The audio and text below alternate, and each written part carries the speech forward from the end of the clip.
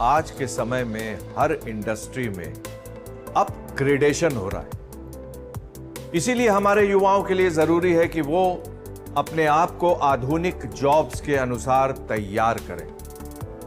आज ऑनलाइन और ऑफलाइन हर प्लेटफॉर्म पर स्किलिंग के मौके स्किल इंडिया के जरिए प्रदान किए जा रहे हैं और इन प्रयासों के जरिए हुए बदलाव भी दिख रहे हैं। भारत केवल त्योहारों और परंपराओं का देश नहीं है, बल्कि ये एक ऐसी भूमि है जहां हर गली, हर गांव की मिट्टी से कोई ना कोई लोक कला जन्म लेती है और इन लोक कलाओं को पीढ़ी दर पीढ़ी जीवित रखने वाली होती हैं हमारी महिलाएं। बिहार की मधुबनी पेंटिंग्स भी एक ऐसी ही कला है।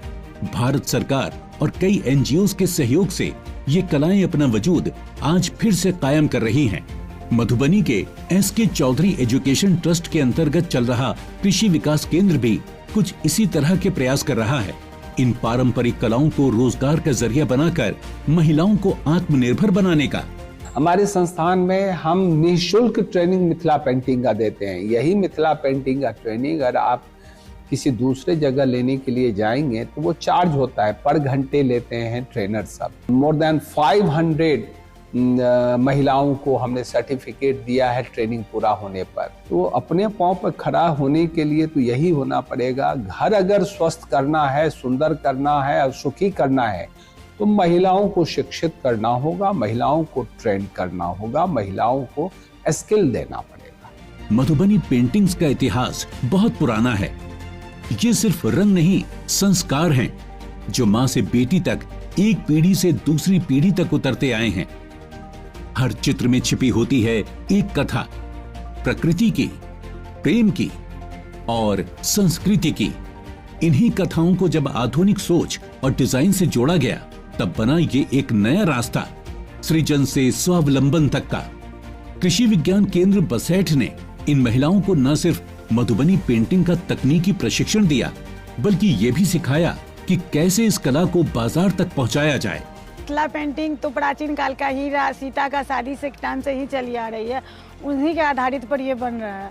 उसी को हम लोग मार्केट में लाए, उसी को बना के। ये जूट का पर्स है, सिंगल पर्स, इसमें हम लोग बनाते हैं मधुबनी पेंटिंग का मोर, मछली, हाथी, जयमाला, राधा कृष्ण। जैसे कि ये देखिए राधा कृष्ण बनाए हुए हैं सूट पे। इसी तरह से हम लोग उसको जगह जगह बनाते हैं, सूट पे, दुपट्टे पे, साड़ी पे। प्रशिक्षण के बाद इन कलाकारों को अनेक मेलों और प्रदर्शनियों के जरिए अपने स्टॉल्स लगाने का मौका दिया गया, जिससे ये सीधे तौर पर ग्राहकों से जुड़ सकें। इसी बात को ध्यान में रखते हुए कृषि विज्ञान केंद्र हर साल यहाँ होने वाले अंतर्राष्ट्रीय कृषि, शिक्षा सह स्वास्थ्य महोत्सव में इन महिलाओं को अपनी कला की प्रदर्शनी लगाने का मौका देता है, जहाँ देश विदेश से लोग आकर इनकी कला से जुड़ते हैं। इस तरह का आयोजन होने से लोगों को बहुत, जैसा कि आपने देखा कि यहाँ पर एग्जीबिशन लगा था, अनेकों देश विदेश के स्टॉल लगे थे, इंटरनेशनल कॉन्फ्रेंस में लोग अपना अपना प्रेजेंटेशन दिए, जिससे कि काफी ज्ञानवर्धन हुआ लोगों में। किसान गोष्ठी हुआ, किसान मेला हुआ, जबकि किसान के मन में जो कुछ जिज्ञासा रहता है वो पूछते हैं तो हम उनका समाधान देते हैं। तो इस तरह का जो अंतर्राष्ट्रीय सम्मेलन होता है, जो इंटरनेशनल कॉन्फ्रेंस, बहुत ही उपयोगी है। इन्हीं रंगों से अपनी पहचान गढ़ने वाला एक नाम है विनीता झा। विनीता वर्षों से मधुबनी कला से जुड़ी रही, लेकिन जब उन्हें कृषि विज्ञान केंद्र का प्रशिक्षण और मार्गदर्शन मिला तो उनकी कला को उड़ान मिल गई।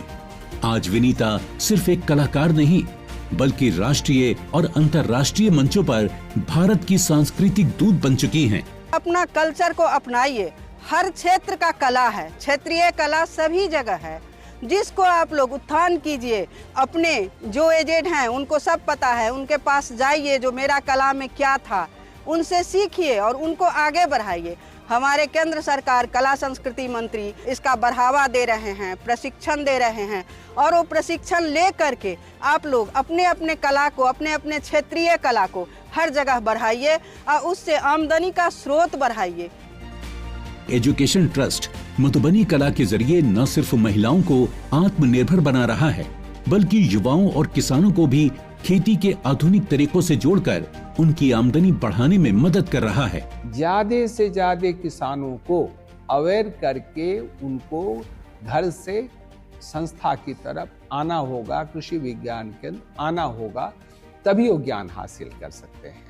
और ज्ञान हासिल होगा तो उन सुखी भी रहेंगे, उनका उपज भी अच्छा होगा और उनका जो आय है वो कई गुनी बढ़ेगा। आज भारत सरकार वोकल फॉर लोकल के साथ साथ कलाओं को ग्लोबल बनाने में जुटी है। कई योजनाएं, प्रशिक्षण कार्यक्रम और डिजिटल प्लेटफॉर्म्स अब इन कलाकारों को दिए जा रहे हैं ताकि ये न सिर्फ अपने परिवार की बल्कि देश की तस्वीर भी बदल सकें।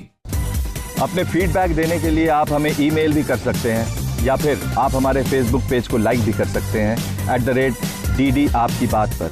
हमें ट्विटर पर फॉलो करने के लिए लॉगिन कीजिए @DD आपकी बात पर और हमारे सारे एपिसोड देखने के लिए विजिट कीजिए हमारे YouTube चैनल पर। दोस्तों, अगर आप हुनरमंद बनना चाहते हैं और स्किल डेवलपमेंट कोर्सेज करना चाहते हैं तो इस नंबर पर संपर्क कीजिए। साथ ही साथ आप नेशनल स्किल डेवलपमेंट कॉर्पोरेशन के वेबसाइट पर भी लॉगिन कर सकते हैं।